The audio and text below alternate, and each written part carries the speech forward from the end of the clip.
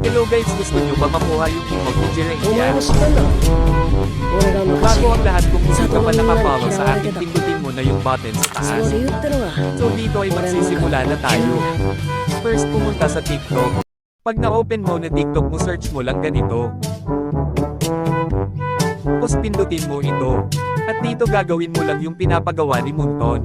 At para madali gawin mo yung pang-apat at mag-upload ka lang ng short video kahit ano basta related sa ML.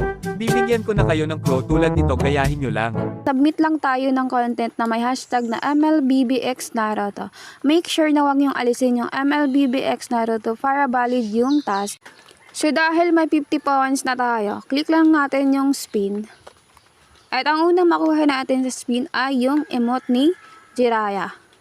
Pindutin lang natin to, then click aking mga gatimpala. Then click mo lang yung redemption code. Then copy mo lang yung redemption code. After nyan, punta kayo sa ML nyo, then click settings, then click redemption code. Then ilagay nyo lang yung code na binigay kanina. After nyan, punta lang kayo sa ML nyo and claim nyo lang yung emote and tadang! Mayroon na kayong emote. Yun lang guys, thank you!